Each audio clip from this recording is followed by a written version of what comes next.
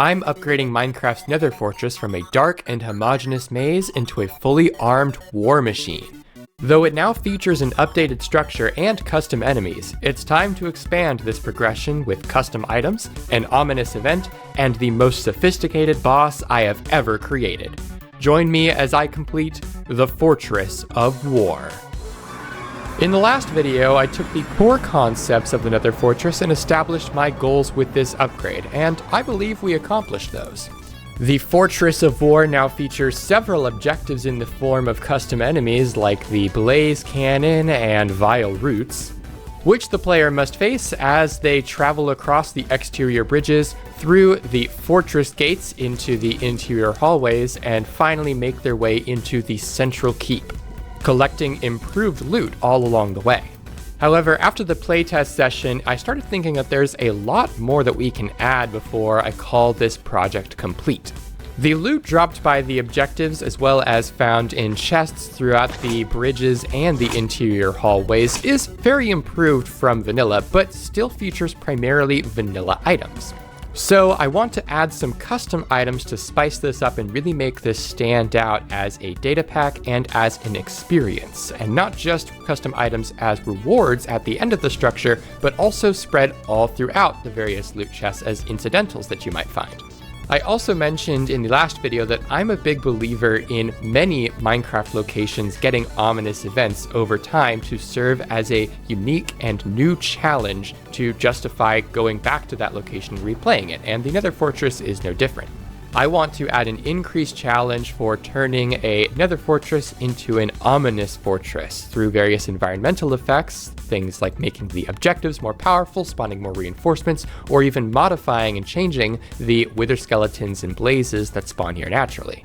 And of course, to justify the increased challenge, there will also come increased reward. And speaking of increased challenge, though I do have an ending in the form of a boss gauntlet here in the central keep that takes place once you've defeated all of the bridge and hallway objectives, it is fairly lackluster. The big goal for this video is going to be creating a true and proper final boss for this fortress, something that is weighty and worthy of being your final challenge once you reach the central keep. And coupled along with that, we're going to want to improve the rewards that get dropped from it. Right now, when you complete the boss gauntlet, there is a little barrel that has some really good vanilla loot, but just like we're adding custom items all throughout the fortress, we do want some custom items that are exclusively rewards for defeating that final boss. I anticipate the Fortress of War becoming a structure that you might need to revisit several times before you finally and actually complete it. You may come here the first time just to gather the blaze rods that you need from the naturally spawning blazes, but return later to fully conquer it. And having all these goals will further help elevate the fortress up along that path. So let's get started. Back in my flat world where I'm building all of these structures, I think I want to start with some custom items that players are going to find throughout the fortress. And specifically, I think it's probably worthwhile to make some custom food items. First up, we have the Mature Wart, which is supposed to look kind of like a nether wart. We've got some nether wart colors that has just started to sprout a shroom light that almost looks like an eyeball. Very much intended to be reminiscent of the Vile Root objective that we already have. The Mature Wart is a food item that can be eaten at all times. It's got a normal eating speed, and you'll notice it also gives you a little bit of fire resistance when you do eat it. I think this is going to be really nice for exploring the fortress and getting just a little bit of protection against the blazes or blaze cannons that might be shooting at you. Although it can be eaten at all times just like a golden apple, it isn't quite as nutritious as a golden apple. I'm down 5 hunger points now, and if I go ahead and eat this, then it's only going to restore 4 of them. So just like a regular apple, or even I think golden apples also do that much. But if we were to eat this now, it is going to of course restore us, but it isn't going to provide the same saturation level that a golden apple would. It's actually a pretty poor saturation, not quite as bad as something like a cookie, but not enough to really keep you healing for an extended period of time. And this, I think, balances very well with the fire resistance that it gives you, even if it is very brief. We can go and use this to fight a blaze and see how much it helps here. So I'm going to eat some to protect myself from those fireballs, and then I can go in and start to attack it. This is really one of those incidental food sources that has a very niche role that I think fits the fortress very, very well, like I said. But it's not the kind of thing you're going to carry on you a lot outside of another fortress. It's really just something to collect and take advantage of while you're there. In a similar vein, we also have this rotten apple. I was considering calling it a withered apple, but I didn't quite like the way that rolled off the tongue. Rotten doesn't quite suit it either because it's not like rotten flesh, but I think it's closer. The rotten apple can only be eaten while you're already hungry, but it eats a little bit faster than the mature wort or most other food sources. As you can see, it did give me a wither there, so it does damage you once you do eat it. However, as I start losing hunger again while it heals me, I can eat this again, take some wither, and you'll see I am going to out-heal and outpace the wither effect. Not by a whole lot, but some. And now if that hunger bar goes down again, then I can eat this, and I'm going to survive that wither effect and then some. By which I mean the wither effect does not start taking me down on health, and I'm also not yet starting to get hungry, which you can tell by my hunger bar not doing little bounces. This is because the rotten apple, despite being a rotten apple, doesn't restore a lot of hunger, but does restore a lot of saturation. And because it can be eaten quickly, this can be an interesting trade-off of a food type while you're in the Nether Fortress. If you're taking a lot of damage, you're down quite a bit, this might be a way to save you more quickly than eating something like steak would. Even though the steak is going to restore more hunger, it's not going to have as much saturation as this rotten apple. Now, if you're thinking that still might not be useful enough to justify using it, I've also made it so that you can craft a rotten apple into a golden apple with the exact same recipe as a regular apple. So that way, if you don't feel like you have a lot of use for eating the rotten apples directly, but you do have enough gold on you, which can be found in the loot chest throughout the fortress, then you can get a native supply of golden apples that you can use as you continue to explore the fortress, since regular apples aren't going to be found here. I've made it so that you can craft rotten apples using an apple and a wither rose, and you can also get mature wort by smelting nether wort. And this also includes cooking nether wort on a campfire as well as in a smoker. I'm not necessarily going to make all of the custom items that can be found in the fortress craftable or obtainable outside of it, but I think for those two there's no reason not to, even if it's unlikely that players are ever going to actually do so. It's just one of those small things that makes the entire project feel more complete. Now, we will need many other custom items to round out the loot that players can find inside the fortress, but before I continue with that, I would like to get started on at least modeling the custom boss. This is what I'm starting with for the Fortress of War boss, and I'm calling it the Fortress Matrix. Can you tell I've been playing a lot of Tears of the Kingdom? I've chosen this frame from the idle animation just to kind of show you how it's basically assembled. We have the eye or core here in the middle that's meant to be the heart or the brain of the mob, the actual mob itself, if you will, while all these bricks around it are under its control and it moves them around itself.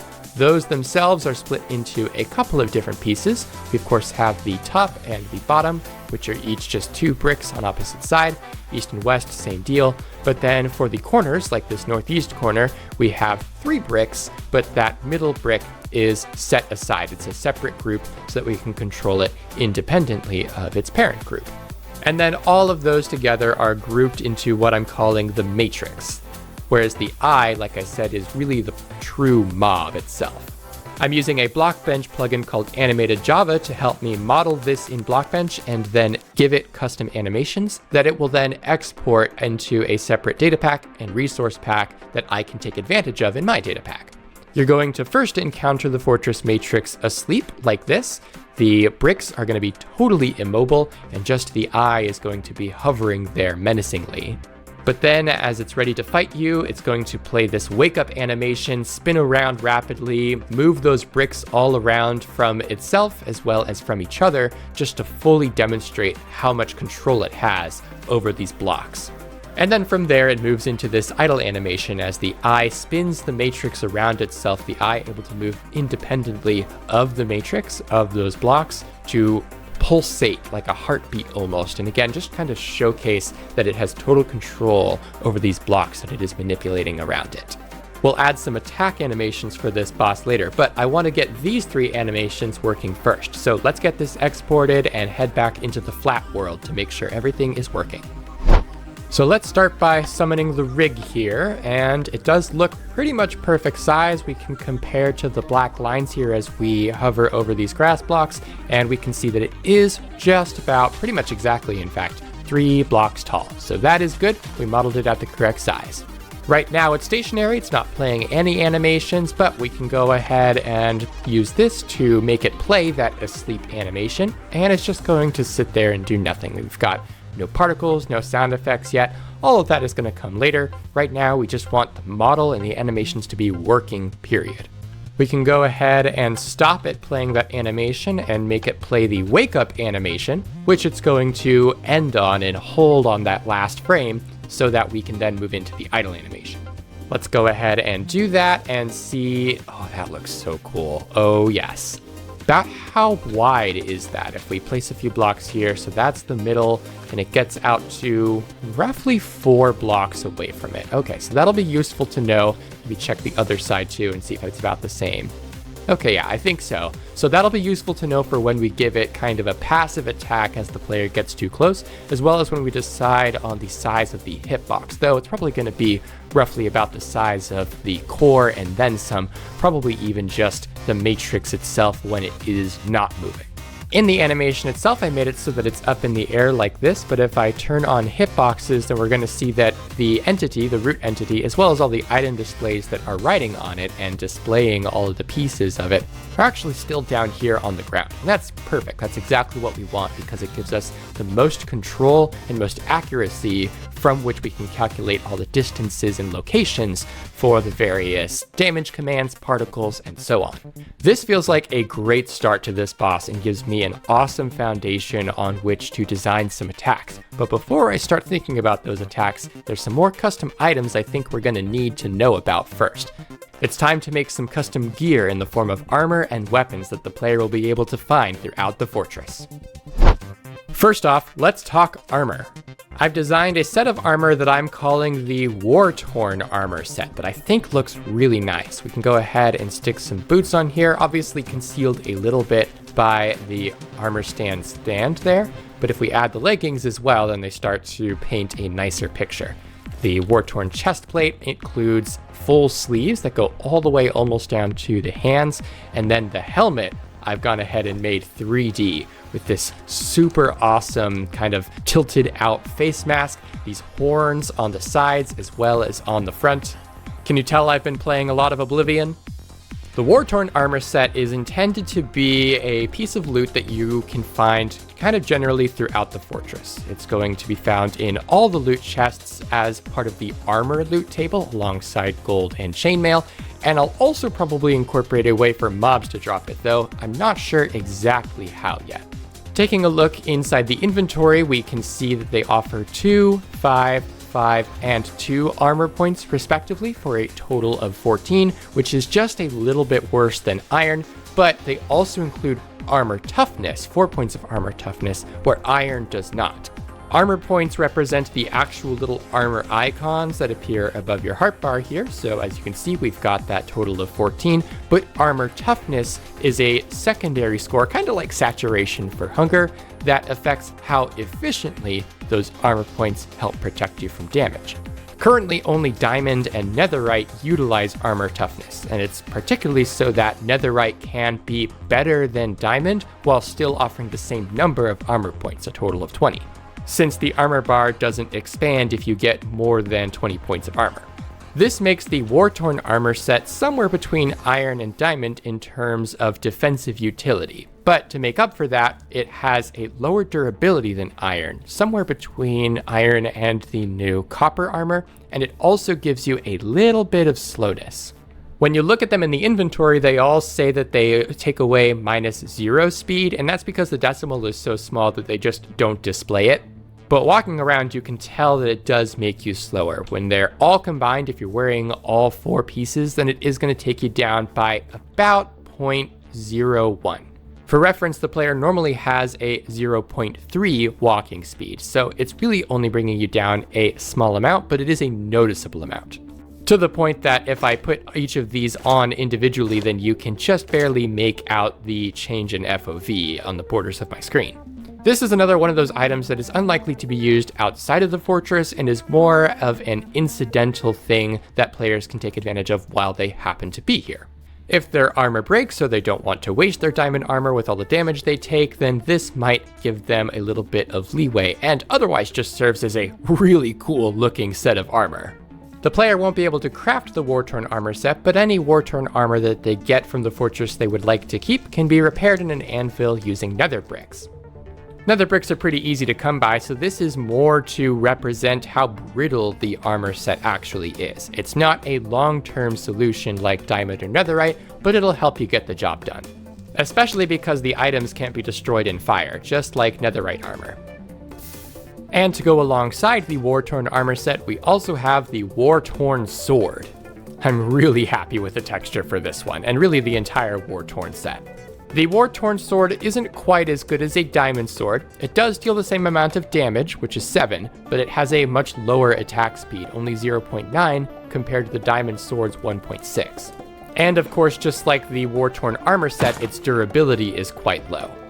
But it still does quite a bit of damage to help you get through the wither skeletons and blazes that you might encounter as you explore the fortress. And the last thing I'll mention on the Wartorn armor set is they do have an enchantability equivalent to chainmail, which makes them just a little bit less enchantable than iron, but better than diamond, very comparable to something like the upcoming copper armor set. So if you do happen to find some of this equipment and choose to keep it, taking it back to your enchanting table won't yield complete garbage enchantments. Now that we have at least a minimum level of equipment that the player is expected to have by the time they reach the Fortress Matrix, it's time to design some attacks for it. Once the Fortress Matrix reaches the final frame of the idle animation, I'm going to have it select between 4 possible attacks at random. And it should transition to them fairly smoothly because the first frame of each of these attack animations is the same as the first and last frame of the idle animation.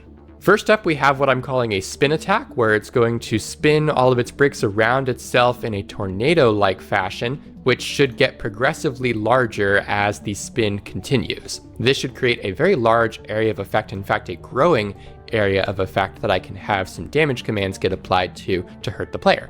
Each of these attack animations is set to play only once, so once it reaches the end of that animation, it's going to transition immediately back to that first frame of the idle animation so it can resume that.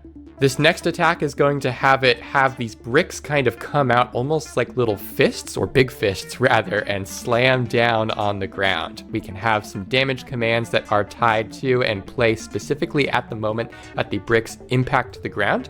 We'll have one on each of these 4 larger ones with these kind of wrist sort of bones not having any damage commands associated at all. I've also added 2 new pieces to the model that will only become visible during specific animations. And the first one is this awesome blaze-colored sword that it's going to raise above its head, kind of show off a little bit, spin around, and then swing down in front of it. It'll impact the ground. You can't see that here, of course, because it's floating in midair, but it'll impact the ground and then kind of drag along underneath it before spinning back and returning to that idle state. And then this last attack I think is going to come as a really fun surprise for players as they're fighting it. It's going to come down onto the ground and then shoot this spiky arm out in front of it. Quite a big distance, I would say. That's just about maybe 5 or 6 blocks in length, so it should have this awesome knockback, and you also won't be able to touch the arm there for the few seconds that it's out. So it'll create this kind of wall, this sort of barrier that pushes you out of the way and you can't walk past. So you'll have to be paying very close attention and make sure that you're able to dodge out of the way. Let's get this exported again, and then we can work on all the functions to make the boss automatically transition through all of those animations. If you're enjoying the video, please remember to like and subscribe. I make all kinds of content related to custom structures, world gen, and other datapack features that I'm excited to share with you. If you're excited to play with the Fortress of War datapack, please consider joining my Patreon. I do plan to release this datapack to the public eventually once it's ready, but in the meantime, I want to give my patrons an opportunity to test it in early access and make sure that everything is good to go. And if you'd like to learn to make custom structures yourself, check out the link in the description. Or if you want to get into more advanced data pack features like making custom bosses, check out the Data Pack Hub Discord linked from that guide in the description. As we start working on the boss's actual behavior, I feel like it makes sense to test and design it in its natural habitat. So we're back in the test world so that we can spawn it inside the central keep of the fortress. We'll go ahead and spawn it here in the middle of the central keep. This is where it's going to be positioned once you open the fortress gate that would normally be here, which is to say once all of the interior objectives are destroyed throughout the rest of the fortress. It won't be here until then, so you can't break in and sneak in and get an early crack at the boss. I've set it so that it automatically plays the asleep animation once it spawns, but of course we already knew that was working. Let's go ahead and switch to survival mode and see that it changes into that wake up animation, which then switches, I think, pretty fluidly into that idle animation. And again, at the end of that idle animation, each time it is going to randomly select between one of those 4 attacks, but I have set it so that it can't do the same attack twice in a row. It's not quite a grab bag where it'll cycle through all of the attacks, but at the very least it won't do the sword attack, for example, like 3 times in a row, or in fact even 2. Now right now, none of the attacks are actually working. The only thing about him that is working is the hitbox. We can see that if we go into spectator mode, there is an invisible magma cube here that is representing its health and is the thing that you're actually able to hit. It is just a little bit lower than him, and I think that's probably good so that you don't have to like jump and reach very high or reach at a strange angle in order to hit him. It's tall enough that if you're close enough, if you're trying to hit the eye, you're going to be able to hit the hitbox, and I feel like that is good enough. Whenever it does take damage, the animated Java data pack is simply going to make it change the texture to a reddish hued texture that I've set up so that it behaves very much like a normal Minecraft mob. This arm animation reaches just about to the very edge of the room. You're pretty much not going to be able to outrun it horizontally, which is ideal. It almost tries to kind of push you into a corner up into the magma blocks. I have fire damage disabled right now so I can walk on it safely, but I think it's really cool that these are going to actually serve a functional purpose and threat during the boss fight instead of just looking cool, whereas in the boss gauntlet before, they solely looked cool. They didn't do anything else. But now that we have all the transitions between all of the animations working correctly, let's go ahead and start making these animations, these attacks, actually do something. And we'll start by setting up the damage hitboxes correctly. Oh, okay, I think I just got out. Yep, we're definitely getting some of that passive damage out. It shouldn't be that frequent. We'll need to kind of pay attention as we're in the idle animation. That sword animation did land correctly and place the fire, but I didn't get a chance to check out if it dealt damage like the arm there just did. I think that was perfect. It pushed me straight back into the magma blocks. If I had fire damage on, that would have hurt. I forgot to run in and see if I can check if those bricks hurt me. But at the very least, we can dodge them. We can dodge that as well, so that's good. Seems like the passive damage isn't too common, thankfully, so that was probably just a fluke where we got hit 3 times. Okay, that was awesome. That spinning attack got progressively larger, it seems like. At first, it wasn't able to hurt us, and then it started to. We'll need to test getting closer, of course. And that passive damage, I think, is happening at a more normal time now. I just accidentally dodged the sword again. But certainly, the passive damage is going to benefit from the particles once we add those. And we can get a little closer out and try and see if that spinning attack is as damaging up close. But let's wait and see if we can get that brick attack. Oh, and the sword, great. So that did hurt me and still places the fire. So all good there. That's awesome. Let's try in third person and see if anything looks or feels different. Okay, here's a brick. Okay, that does hurt. Good. I'm not going to test all 4 of those. I feel like it's pretty likely that if one of them works, they all do. Good. Okay, spinning attack is perfect. Awesome. And that pushes you back quite far. I was able to go all the way into the magma blocks again. So again, an example of the arena working really, really well in favor and in tandem with the boss itself. That passive damage is super annoying, especially when you can't really tell what's happening though. So let's go ahead and round out these attacks and the idle animation with a bunch of particles and sound effects. Ow. Alright, I've removed the fortress matrix that was there because I want to spawn it again and see how the asleep animations, particles, and sound effects are working. I'm going to switch back into creative mode so that we don't trigger it already, and I just want to see we've got these awesome, very light portal particle effects moving towards and getting sucked into the core. We're getting some very light sound effects as well. You may not be able to hear them. It's the beacon ambient sound, which I think fits it very well. Let's go ahead and switch to survival. See that wake up animation. We get a lot more of those portal particles start up during the idle animation. And oh, that was so cool. The sound effect adds so much to that sword attack. Particles as well, the explosion particles as it lands. There's the arm. We do have some wind burst particles inside the arm. They're not going to be super visible unless you're kind of at a distance, a little bit far away, or you're inside the arm in particular. The extra particles and sound effects around that brick attack add quite a bit. There's those gust particles. You can see them a little better there. Okay, here's the sword again. Awesome. We get a little bit of a ting sound effect as the sword hovers over its head. And there's that passive damage. We were out of range there, but I think the particle effects really help to sell and explain what is happening when you do take that passive damage. We'll even, stand a little closer, and as it hurts us, we get that immediate feedback of what has happened. Why did that happen? And then the other thing that I've added is I've made it so that certain phases, certain parts of all these animations, the Fortress Matrix is invulnerable. So it's always going to be able to be hurt during the idle animation, but as it performs some of these attack animations, during the attack, it's going to be invulnerable, as you can see here with the spinning, which itself looks really great. The damage is working awesome. You get a couple of particles bouncing off of you, but if we try and come in here, it's invulnerable right now. We can't hurt it, and it's also going to be invulnerable while it's asleep too. And that invulnerability is mostly so that the boss can be fought with a little bit of strategy and have a nice long boss fight without it feeling like a grindy damage sponge. It requires a little bit more thought as to when you can go in for attacks and when you need to back up, both because you're about to take some damage and because it's just not going to be fruitful to stay up close. Let's go ahead and clear these effects and see what that damage output actually looks like as we try and get close and maybe try and dodge some of these attacks. We should also take some damage from the passive attack too. Yep, there's that. Okay, so that's dealing, we got 2 in a row. That's not great. So we're down 3 hearts, but we are healing a bit.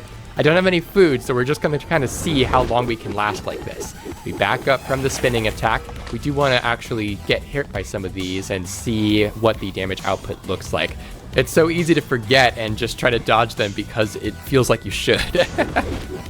Ow. Okay, I don't remember exactly what we were at, but that felt pretty good. The spinning attack is pretty easy to dodge, as is that one, because I just automatically dodged it again. Oh, ow. Okay, yeah, that hurts quite a bit. But that also lets us test that when you're not close enough, when you come out of range, the boss actually resets. The Fortress Matrix returns to normal, and its health returns to full as well. If we try and get close, we'll also see it's invulnerable again. So unlike something like the Ender Dragon or Wither, which restore health over time, but can be fought over multiple sessions, the Fortress Matrix needs to be fought in a single session. It's not going to regenerate health over time, it's just going to completely reset if you fail trying to fight it. I think this puts the Fortress Matrix in a pretty good spot, though there's certainly some more that we're going to want to add to really fill out this boss fight. It's definitely not as sophisticated as I think the animations really warrant it being. However, I'd like to take a break from the Fortress Matrix and add a few more custom items. While the Wartorn armor set and sword are kind of between iron and diamond, I suspect that the Dominion armor set here is going to be somewhere between diamond and netherite. Like netherite and the Wartorn armor set, the individual items do not burn in fire or lava, but they don't give you any kind of additional fire or knockback resistance. The full armor set gives you a total of 18 armor points, but each piece of armor also gives you +2 armor toughness, which is the same amount as diamond. So in terms of damage protection, the Dominion armor set is just slightly worse than diamond, and it has a little bit less durability as well, between iron and diamond. However, it makes up for this by making piglins neutral towards you as if you're wearing gold armor, and it also has the same enchantability as gold armor, which has the highest enchantability of any equipment set. And so because it's going to generally get higher level enchantments more easily when you take it back to an enchanting table, I suspect that on average, this is going to be just a little bit better than diamond, despite the faults that it has compared to it. And the same is true of the Dominion Sword. It has 8 attack damage, which is the same as Netherite, but a slightly lower attack speed, though not as low as the Wartorn Sword, 1.1 compared to 1.6. So all things considered, this is a reasonably powerful sword for the stage in the game that players are likely to be at when they reach the Nether Fortress, so it's going to be a little bit rarer than the Wartorn Sword. All of this is improved even further by the 2 custom enchantments that I've made to kind of go along with the Dominion equipment set. The Dominion enchantment and the Dominator enchantment. The Dominion enchantment goes up to level 3 and has a couple of effects. As you put it on, the first thing you'll notice is these awesome particles that start appearing around you, floating kind of upward super magically, and they increase in volume, of course, the more enchanted items you're wearing. As you move around, they get a little bit of motion as well, so when you stop, you'll notice you get kind of a little wind of nether portal particles swooshing past you. This is obviously purely visual though. Dominion also gives you an effect that is sort of similar to Thorns plus Fire aspect. If you get hit by a mob, then that mob is going to get caught on fire for a length of time that is relative to the level of the Dominion enchantment, which can go up to level 3. Did I say that? Of course, you'll need to be careful because the mob that you set on fire could, of course, set you on fire as well if it hits you back again. However, that's more of an incidental effect. The main advantage of the Dominion enchantment is protection from magic. Magic is a damage type that is specific to potions, like those thrown by witches, the dragon's dragon breath, and a few other damage sources, and there isn't a lot you can do to protect yourself from it. But now, with the help of the Dominion enchantment, if you're wearing fully Dominion enchanted armor, you're going to take less damage from magic. Now, this is the poison effect, so there's not a lot we can do about that, but as this is throwing potions of harming at us, you'll see that they're barely doing anything to us. We are getting the slowness effect still, and the poison is doing plenty. But if we get down to 1, let's see if the damage can even... Okay, I think it probably is going to be able to kill us, yeah. But still, in general, having an enchantment that gives you protection from magic is, I think, really, really cool. An area of the game that so far isn't very explored. So this would be a great enchantment and armor set to take with you to fight the dragon, or even to fight witches. They don't poison you first. Now, compared to the Dominion enchantment, the Dominator enchantment is just a little bit more niche. It does still give you those same particles to kind of indicate that it is alongside and goes with the Dominion enchantment, and in fact the Dominion armor set. But as far as actual functionality, the main thing that it does is multiply the damage that it deals to mobs that are from the Nether. So we can one-shot something like a Wither Skeleton, but if we go up against a Husk, it's just going to deal normal damage. You'll see we didn't get the enchanted hit particles like we did for the Wither Skeleton there. And I think this fits the name and the theme very well. The Dominator enchantment gives you dominion over mobs from the Nether. It is from the Nether Fortress. It's sort of this superior effect that lets you rule over Nether mobs, but it doesn't have the same kind of power in the overworld or the end. Now, neither of these enchantments are specific or exclusive to the Dominion armor set. They can be applied to any golden or netherite armor if you have an enchanted book for it, and enchanted books as well as armor enchanted with Dominion or Dominator can be found throughout the fortress. But I am going to make it so that you're more likely to find it on Dominion equipment. However, that leads me into what I want to work on next. Right now, the Wartorn and Dominion equipment sets as well as these enchantments can only be found in the loot chest throughout the fortress. However, I think I'd like to incorporate all of these a lot more visually into the experience of the fortress, and so I think it's time to start working on the ominous event. Right now, when you approach another fortress, it's of course going to spawn all the objectives and fortress gates throughout the bridges to start with, and then it'll start populating the interior as you make progress, and it's also going to create this boss bar up at the top to represent the total health of all of the objectives that you need to destroy. Starting an ominous event is easy enough. We have a root entity that lives inside the central keep, and so we can just have that check if there's any players inside the fortress, which we can check with a predicate, that have the bad omen effect, which we can check with another predicate. If there is, we remove the bad omen, we give the root entity a tag that tells it that it is ominous, and we apply that same tag to all the entities throughout the fortress. But actually deciding what that means and how it affects all the entities is the fun part. First off, we need to completely reset the fortress when an ominous event starts. We don't want a player to be already inside the interior or even better at the boss, and then drink bad omen to make just the boss more difficult and get the increased loot. They should have to replay the entire fortress, and so the incentive is to use the bad omen as you first approach the fortress.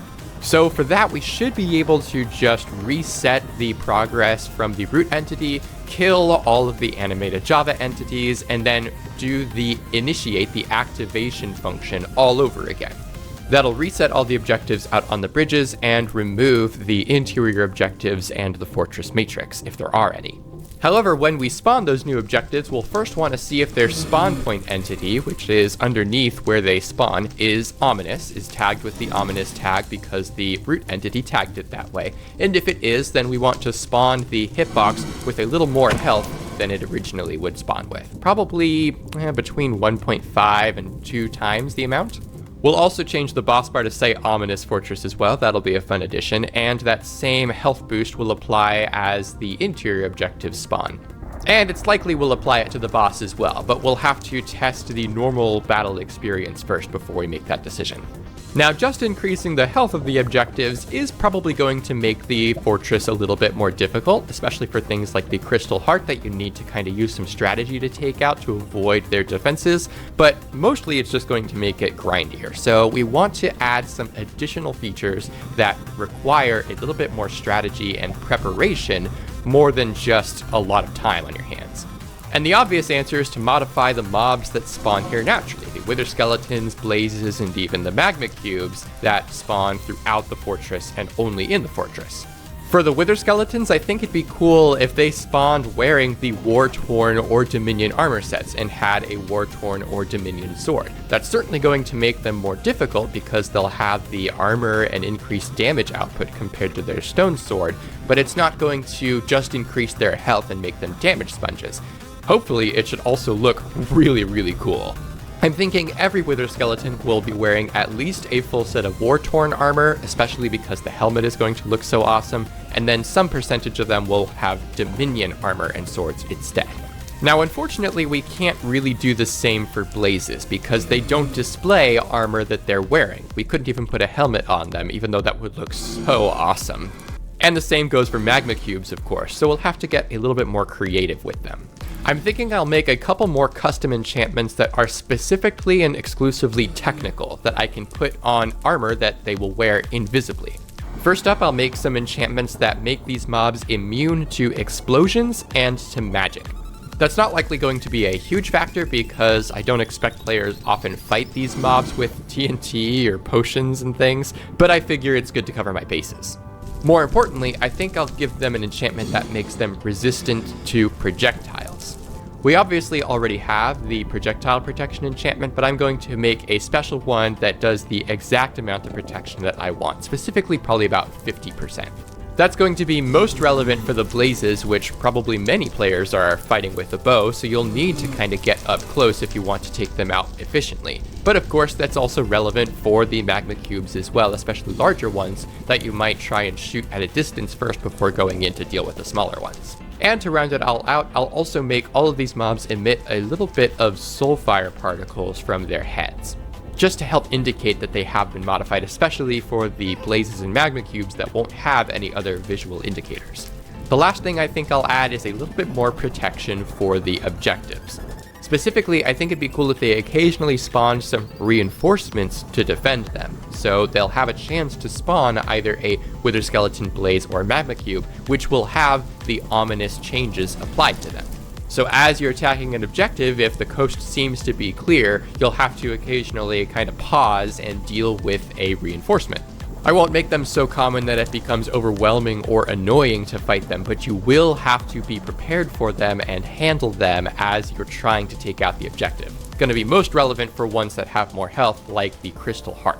That was a lot of flying around and talking, so let's get that implemented and see how it looks.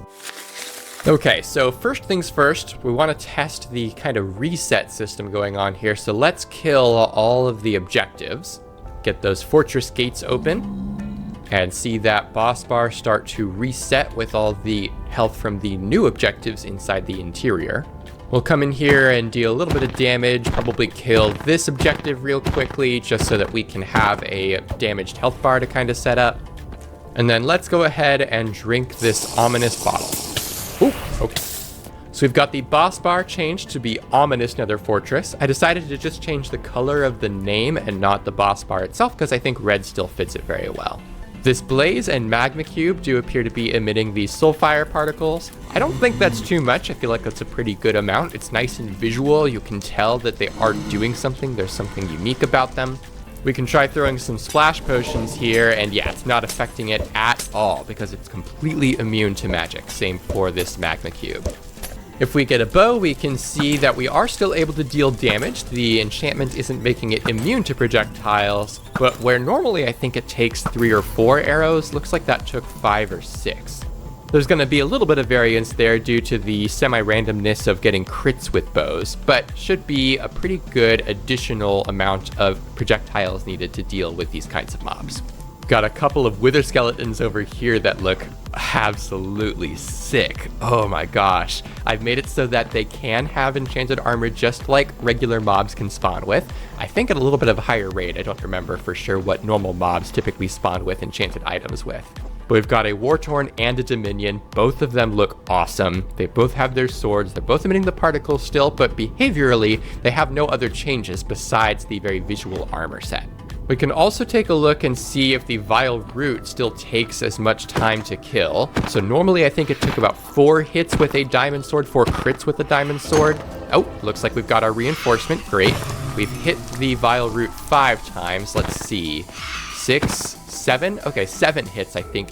So requiring 7 diamond crits instead of 4, I feel like is a pretty reasonable boost in health. It doesn't feel like a damage sponge, but it does require just a little bit more time, a little bit more care, especially as you now protect yourself not only from the objective-specific defenses, but also the reinforcements that it spawns.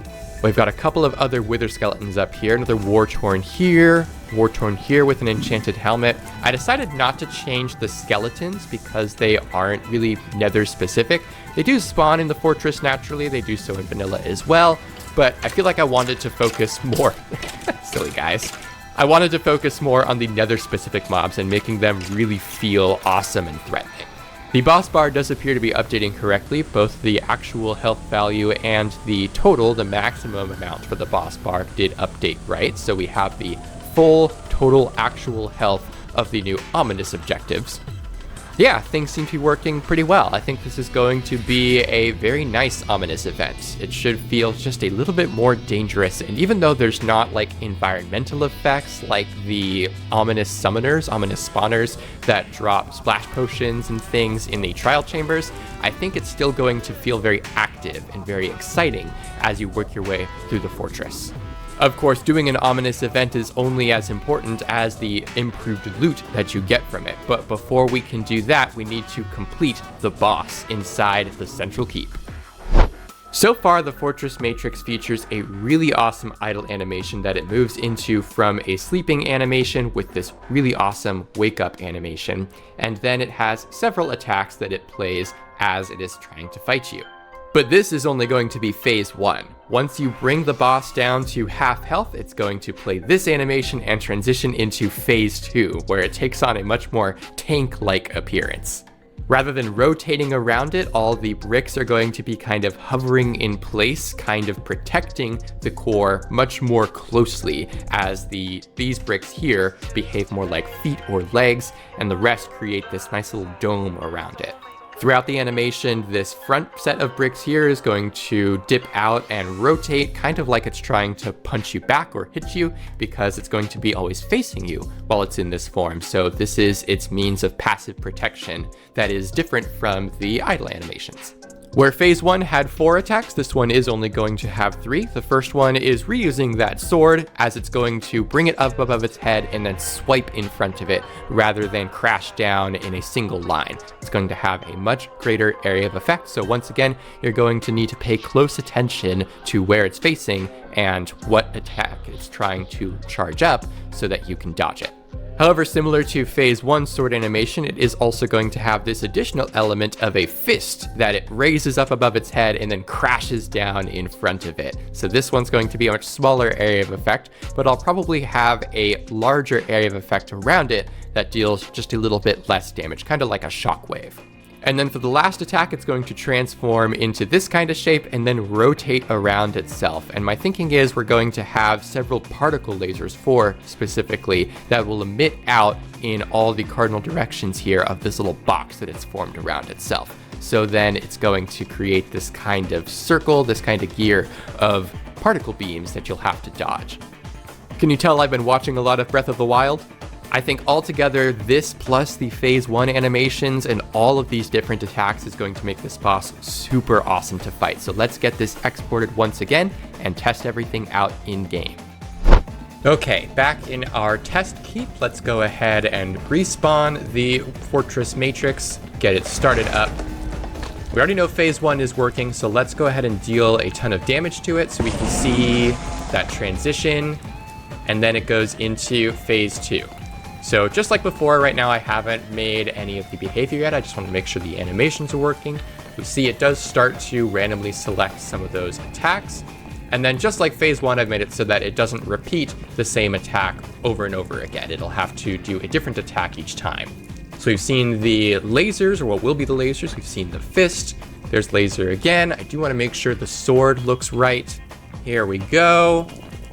That is a nice wide sweep, pretty much from one pillar to another if you're kind of in the middle here. So you really do need to back up. And if you're not right here, you're going to back up right into some magma blocks. So I think that works perfectly. Yeah, this was a lot easier to double check and make sure things were working than phase 1. So let's start adding in those damage instances. Once again, I've given myself some resistance so that we can survive the attacks and just make sure they're actually hitting. That looks pretty good. The fire's a little bit uneven, but I don't know if that's too much of a problem. We don't want to create a huge wall of fire that's just annoying to deal with, especially because of the magma blocks already in play here. That fist did hit me pretty well. Let's see if we can avoid the sword. Very nice. So you still have to watch out for the fire, but as long as you back up well enough, then you can dodge that sword. I want to see if the laser works, and I want to get a better look at the fist as well. Okay, here's the laser. I have gone ahead and added the particles for it already because they're pretty important to be able to see and make sure that the damage is working. But you're able to protect yourself from them by hiding behind these pillars here because they're ray casting and only checking if there's air. So as soon as they find a pillar, then the raycast is going to stop, so you can hide behind these. I really like that these are actually playing a role in the boss fight now, instead of just kind of being decorations. Now once again, I keep automatically dodging. Okay, cool. So the fist, we get the 2 damage instances, one as it hits, and then a shockwave after. We'll need to remove the resistance to make sure that it is a smaller amount of damage, but there's no reason to expect it shouldn't be. Let's check this passive attack. Great, okay. So it kind of pushes you back if you're up too close, so you'll have to kind of keep your distance and watch out for that as you're trying to get in close during those vulnerable states, because just like before, it's going to be invulnerable during certain parts of those attack animations, but during the idle animation is when you're able to hit it just fine. So yeah, we can come in here and we can't hit it, but now it's idle again, so we can. Let's add some particle and sound effects, and then we can remove the resistance and test the damage output for phase 2. Where before the Fortress Matrix would be emitting some portal particles pulling in towards itself, and now has these ominous trial spawner particles just like the Crystal Heart, which I think fit this phase particularly well. We're getting some light sound effects during the idle animation, a couple of sounds and particles for the sword animation that I think fits very well. And here's the laser. So we already had the particles for this one, but I think the sounds add a lot. Again, just that audio and visual indicator of what is going on. Let's see that fist here. Okay, nice. We get the first sound effect when it lands and the second sound effect for the shockwave damage. Yeah, everything is looking and sounding pretty good. Let's switch to survival and test the damage here. Okay, I want to test that passive attack real quick and see... Okay, nice. That dealt, what, 3 hearts? 6 damage? Okay, little bit of chip damage from the lasers here. Not too bad as long as you're taking time and making an effort to dodge it, but it's going to really weigh on you if you're not. I automatically dodged that again. I need to actually try and get hit by it. Here's the fist. Great. And yep, oh yeah, we got both the damage instances there. That's quite a bit. Okay, here's the sword. This is definitely gonna kill us, oh yeah. And of course, dying put us out of range, so it resets it back to that asleep animation so that you have to fight it all in one sitting. I'd say phase 1 and 2 of the boss is looking pretty good. I do think I'm going to make use of the enchantments that I made for the ominous blazes and magma cubes and incorporate them for the boss altogether, whether it's ominous or not. So it's going to have that 50% resistance from projectiles, as well as immunity to explosions and to magic, both of which I feel like make sense for a mob of this stature. While this does functionally increase the health and therefore the damage sponginess of the Fortress Matrix, because you can attack it at pretty much all times except while it's attacking you, I feel like it's going to feel a lot more like the Ender Dragon in terms of length of battle and complexity of battle. Of course, we'll have to test that. Before we do though, it's time to add the destination, the reason that players are going to come to the Nether Fortress and specifically try to defeat the Fortress Matrix. It's time to create some reward items. First up, I've made this blazing sword. This is, of course, the sword that the Fortress Matrix itself wields, and so is going to be one of the custom drops that you'll get from defeating the boss. It has a unique enchantment called Blazing and deals 10 attack damage. That plus the normal attack speed that swords have make it much better than a netherite sword as far as damage output. However, to make up for that, it also has much less durability. This is primarily to incentivize players going back to the fortress and needing to conquer it again if they want to continue using this weapon. As you can see, the Blazing enchantment first and foremost creates this visual effect of fire all around you, very similar to the Dominion and Dominator enchantments, but it also has an effect when you deal damage with it. While you have these flaming particles, when you land an attack on a mob, it creates an explosion, just like a bed explosion that leaves a bunch of fire around. But you'll notice I also stopped emitting those flame particles for a bit. Let's go ahead and hit this guy again. And you'll see I'm no longer emitting flame particles for about 12 seconds or so, and then they're going to come back. So if we hit this guy and then try and hit him again before those flame particles are back, it's not going to do the explosion again. It basically needs to recharge. I'm also in creative mode, so let's go ahead and switch to survival and we can spawn a wither skeleton and see that it's going to deal a little bit more damage, more durability loss to the item whenever it does the explosion attack. You'll see we've already lost a pretty good chunk down there. It might be a little hard to see. Where normally the Blazing Sword, like any other sword, loses 1 durability per attack, when you land an explosion attack, it's going to lose a total of 6 durability, 5 additional from normal. That, coupled with its low durability in general, makes this a very powerful weapon that isn't going to last a very long time and does have the kind of strategy trade-off of not dealing the explosion every single attack. Of course, the explosion is nice, but if you can get that explosion attack in and then get in for some normal damage, quite a few normal attacks, that's going to have an incredible DPS compared to even a netherite sword. Now you might be asking, is this too powerful? Maybe. But I don't care, I think it's cool. The second item you can obtain by defeating the Fortress Matrix is the Fist of Fury, which of course also comes from the boss's model itself. On the ground, I think it looks pretty awesome, but in your hand, it looks even better. Although you'll notice that it has a very low attack speed. It took a while for it to charge up and actually show up in my hand. It's enchanted with Core Strength. It deals 5 attack damage, but has a 0.45 attack speed, which is slower than a mace. But it also has really high attack knockback. And you'll notice it also increases your block interaction range, which plays hand in hand with that Core Strength enchantment. First off, let's attack a Wither Skeleton and see that damage output plus the knockback. So the knockback is pretty good, better than a high-level knockback enchantment ought to be. But as you can see, of course, it's only dealing 5 attack damage, so it does take a while to kill even something like a Wither Skeleton, 4 attacks. However, the Fist of Fury is technically a mace. which means we can jump down onto this wither skeleton to deal even more damage to it, just like a regular mace. But 5 attack damage base is less than a vanilla mace, so you have a bit of a trade-off there. The main reason you're going to want a Fist of Fury, just like the Blazing Sword, is to create explosions. Unlike the Blazing Sword, the Fist of Fury does not create explosions when you hit a mob, but instead when you hit a block as you're falling. It's gonna launch you up in the air just like that, which is super awesome, and create this explosion of blocks around where you land, this huge crater. The size and damage of the explosion increases based on how far you've fallen, up to a maximum of explosion size 4 when you've fallen more than, I believe, 64 blocks. So if I just jump off this small pillar here, it's going to create a very small explosion.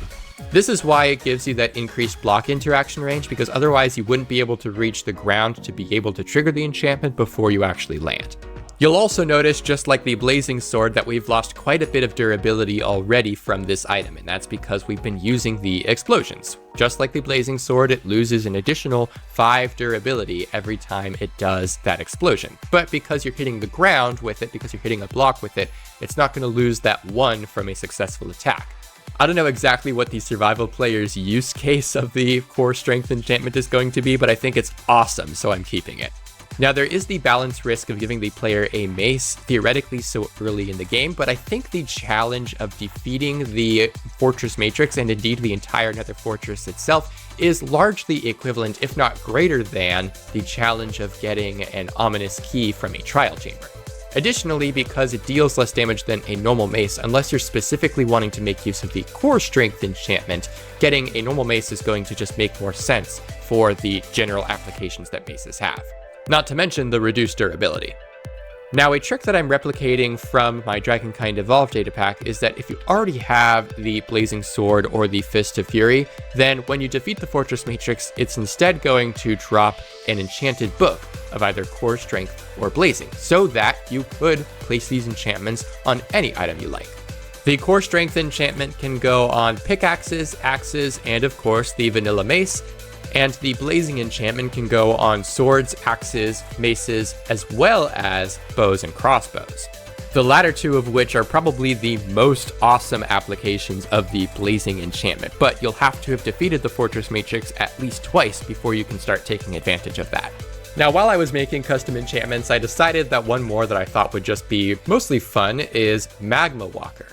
As the name implies, Magma Walker works very similarly to Frostwalker and makes it so that walking on lava turns it into obsidian. However, unlike Frostwalker, it's going to stay obsidian. It's not going to turn back into lava after a short amount of time. So you'll need to be a little bit careful about when and how you use it. This doesn't really have anything to do with the fortress, since of course there's not really going to be any lava you need to walk on as you're exploring it, but I just thought it was supposed to be a nice additional reward that you can get from both the Fortress Matrix as well as just loot spread throughout the fortress. It can be applied to Dominion armor, Golden armor, and Netherite armor only. Now that we have the reward items that players will be able to receive by defeating the Fortress Matrix, let's go kill it. I'm not going to test the whole fight right now. That's what the playtest session will be for. I mostly just want to make sure that it can be killed and it drops the loot correctly. So let's go ahead and spawn it in. We'll get it awake. And then we can deal it some damage so it goes into phase 2. All right, and then we'll just kind of start wailing on it. Dodge the attack. Ow. Not very well. Ow. There we go. I went ahead and made this death animation, which looks awesome.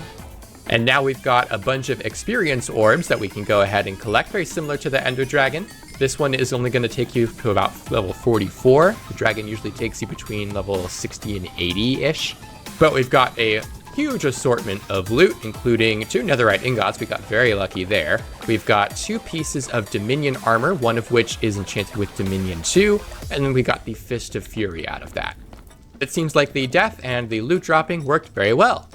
I did notice from that it was perhaps far too easy to kill. I obviously took it down to below half health with a command so that I could test it properly, but even then, we didn't have to hardly strategize at all to be able to get in for enough damage. So I think what I'm going to do is add one last technical enchantment. If you weren't aware, the Ender Dragon only takes a quarter of the damage from players, except for at its head. We're going to incorporate a similar mechanic for the Fortress Matrix so that it only takes a quarter damage from players at all. It does have more health than the Ender Dragon at 350 compared to the Ender Dragon's 200, but since you can only sometimes hit the Ender Dragon, and it has the End Crystals to regenerate, I feel like this should make the two bosses fairly comparable in terms of length and difficulty of the fight. Hopefully without making the Fortress Matrix feel like a big old damage sponge, which is something I've been wanting to avoid throughout this whole project. On top of that, I think I'm also going to add an additional situation in which it can become invulnerable.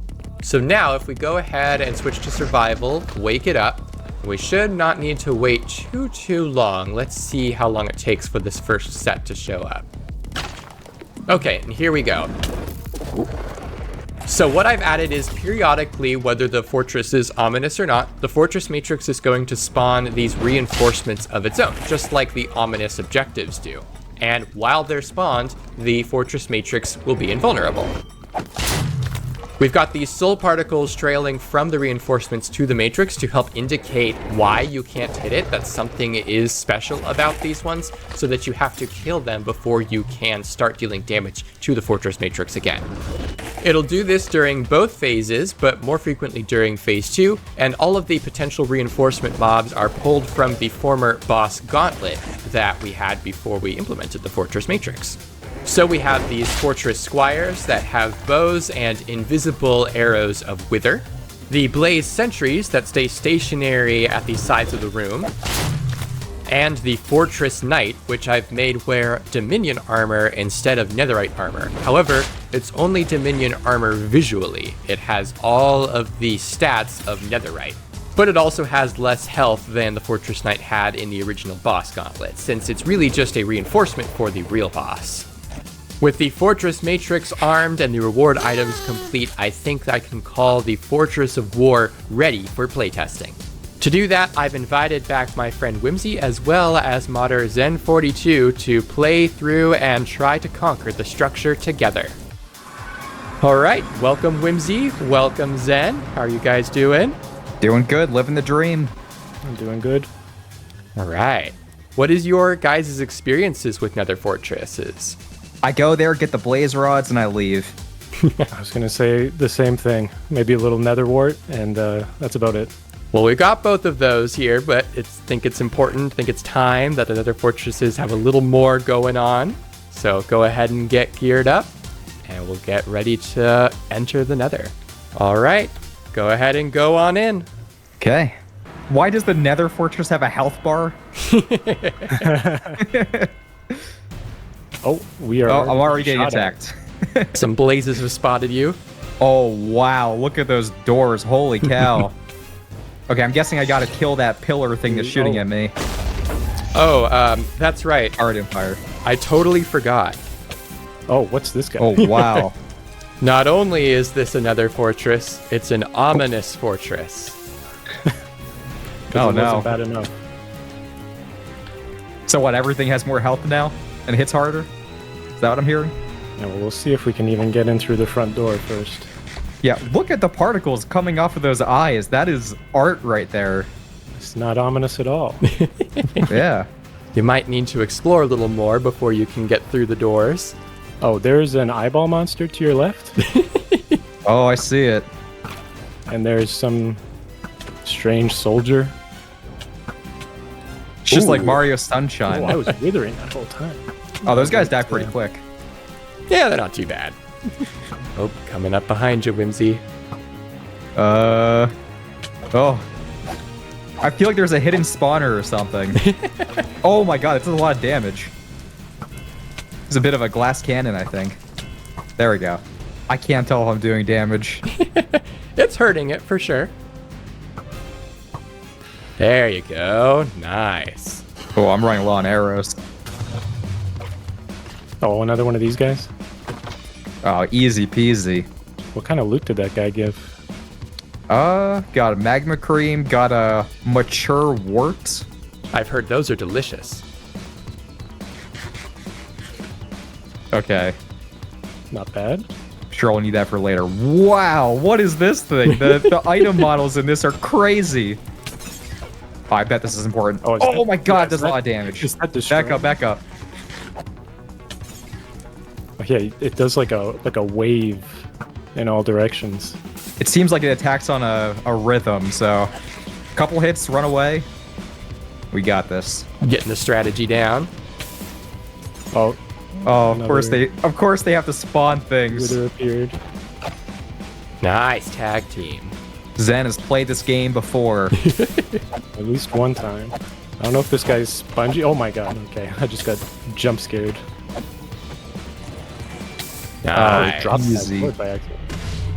There we go. Oh, Right into the lava. half the loot. Okay, I saw another one of these things. Oh my god, it can hit me through the wall. What's up here? Got that magic damage. Yeah, the thing that we just killed. Oh, yes. Oh, there's two of Why them. is there a blaze? Where'd this guy come from? The crystal heart spawning reinforcements. Definitely like my strat on the side over here. I'm gonna do that again. Good hit, Zen. I want to see if I Oh, can there's another. just duck down the staircase in between hits. These things have a lot of health. I was gonna say, I can't tell if they have a lot of health or it's just all the running away. The crystal hearts have the most health of any objective type. There you go. Oh, was that it dying? Ew. What's there's like a doorway of obsidian. Oh. There's a very angry rectangle in here. Oh, it's a chest. Oh, and it's biting me. Did you find a mimic? Yeah, it seems to be. Zen, you're hitting them into me. Whose team are you on? It's taking me this long to notice that the blaze has blue fire around it. Yes, the ominous particles. Let's see how you like it. I mean, he doesn't seem to care. He only wants to kill you. Wait for the attack. Oh, yeah. Charge. Get back in. Oh my god, we have him Nice. downloaded. Oh, And all the straight into the lava. Yeah, I see another eyeball thing. This feels like an unsportsmanlike kill. It's certainly allowed, but there may be more effective ways to fight it. Nope. we have Not a needed, hit? though. It worked. And now we get to eat some delicious warts. Oh, and a rotten apple. I don't know if I want to eat that. Whoop, spotted. Am I... Looking pretty snazzy there, Whimzee. Yeah, I am. I'm just admiring myself. It's like I'm wearing a big warm sweater. Now I might just mistake you for one of the wither guys. Right. Okay, Nice dodge, then. they charge up for their attacks. Did that hit you? I dodged it and it hit you. I'm sorry. Oh, I didn't even notice. Nice. Oh, his head popped There off. we go. I got the timing down. It's over. There you go. I feel like that's Hey, the full first loot. one where we actually get to keep the loot, yeah. Yeah. You're about a third of the way through the health bar. Oh, it's barely moving. We've killed so many of these. I feel like your arrows are just bouncing off. Yeah, they don't seem to be doing anything. Nice. There you go. Dodge the fireball. I got hit through the wall. Oh, there we go. Nice. I know we went past. There were some eyeball guys. There's back like a this way. squad over here. Oh my gosh. Oh, Yeah. Oh, yeah. Good luck. Have fun. you abandoned me? What? Okay, wait, Yeah, wait. I'm helping.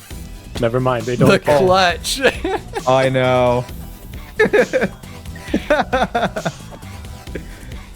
Nice. You almost hit him on my platform.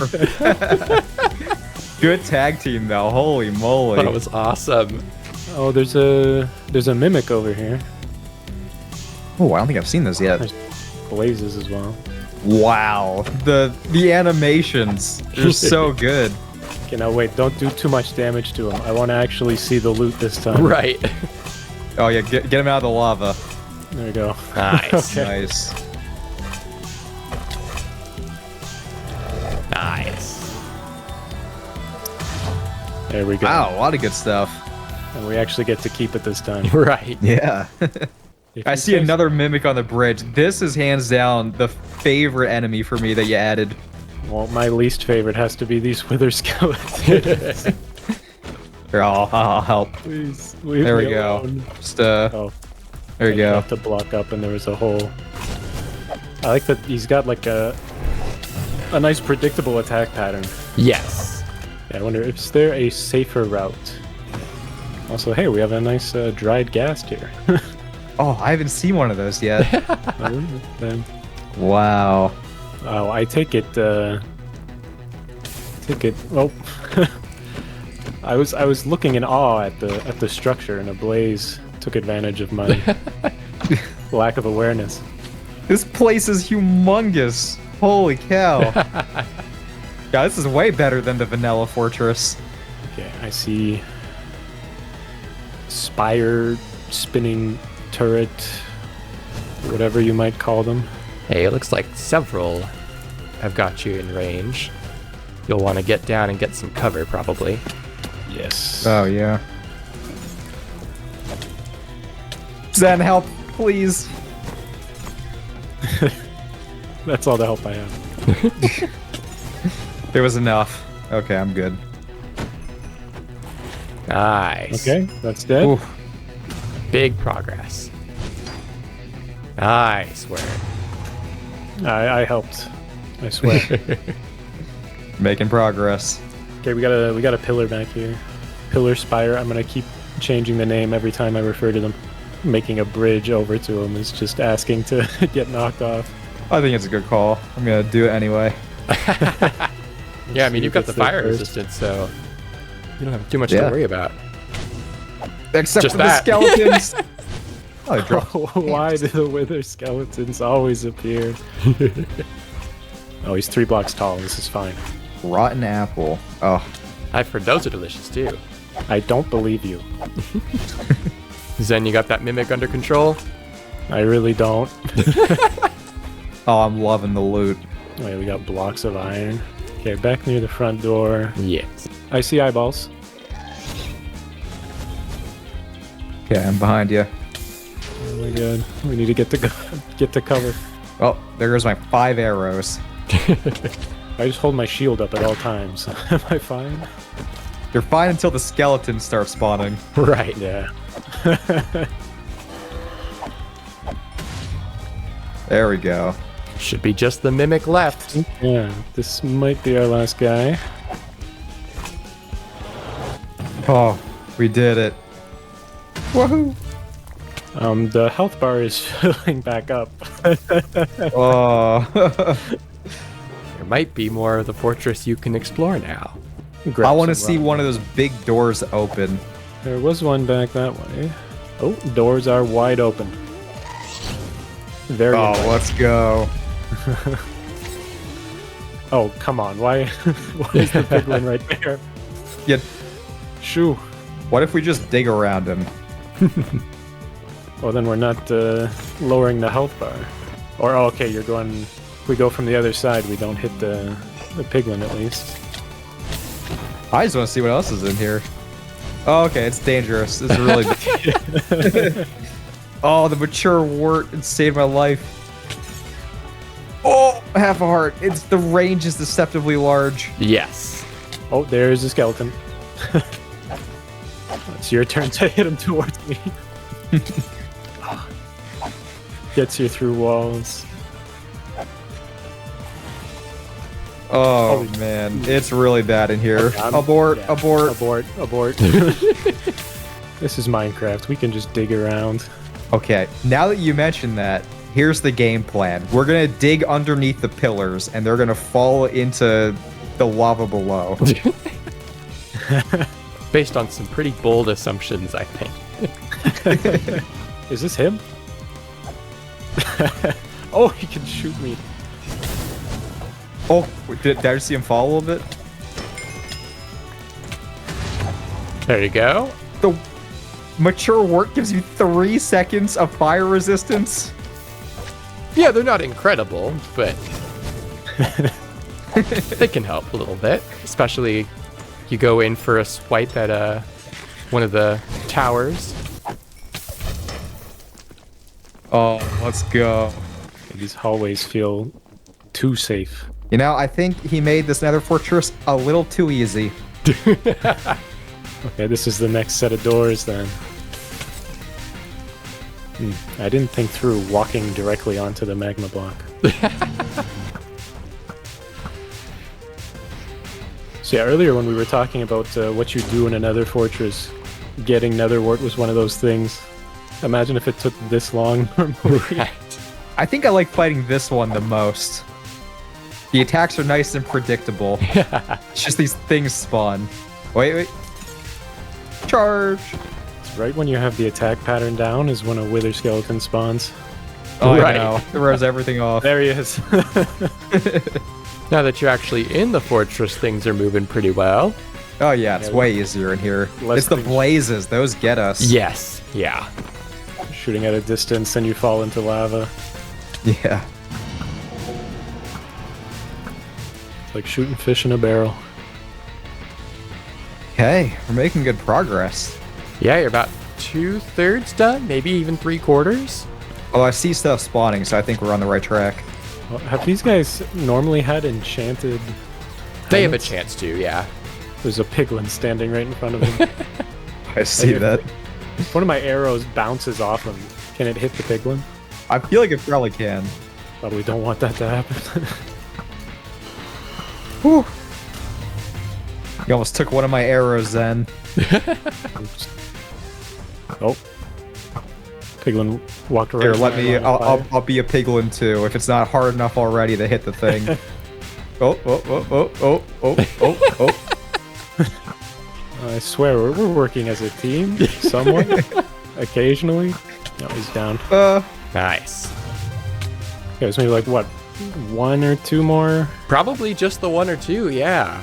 Okay, there was a wither skeleton behind us, so I am preemptively walling off. Smart.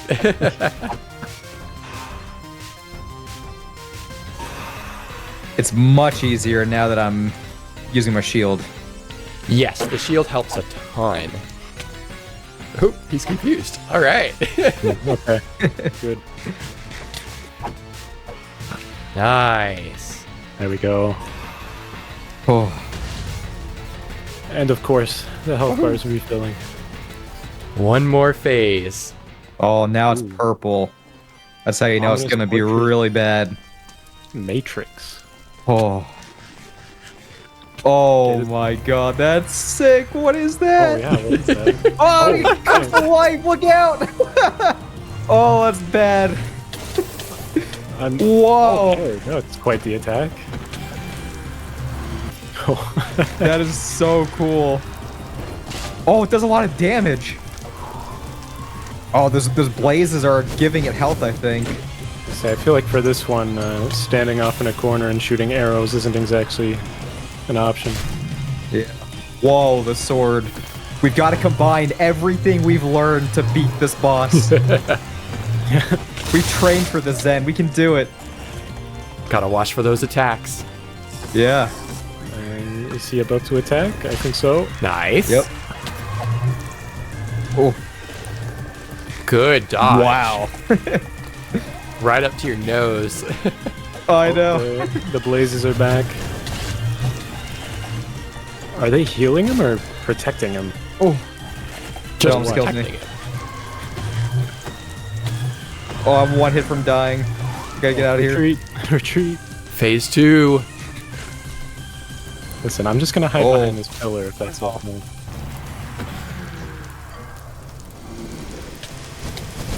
Oh, The magic damage is nasty. Yes. yeah. At least you can actually hide behind the pillar for that. Oh, get the sentries. Yeah. I got this one. Of course, there's a piglin that just wanders its way in here. Yeah, watch those arrows with the piglin right beside him. True. Yeah. It's just a little Look out. emotional support piglin.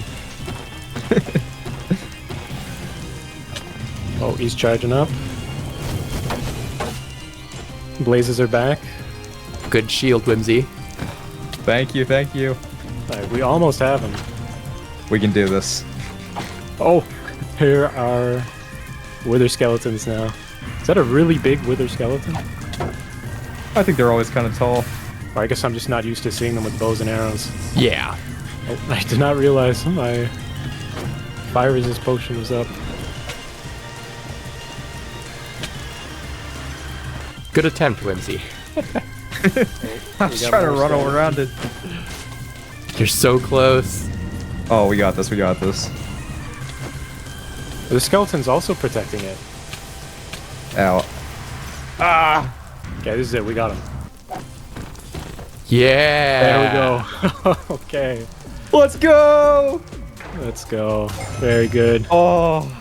I was half expecting that Wow. health bar to just fill back up again. Oh, you get its helmet. And hold on, the Fist of Fury, core strength. Okay, Wait, well, you got all what the does good this do? ones. Alright, I'll test it on the emotional support piglin. Right. There we go. Oh, Yo, that the has- knockback. Oh, man. If we had this in the fortress, it would have been a piece of cake. That is an item. What did you guys think? It was brutal. This was amazing. It was definitely very difficult at times. I feel like the boss was incredible. I love seeing structures come to life like that.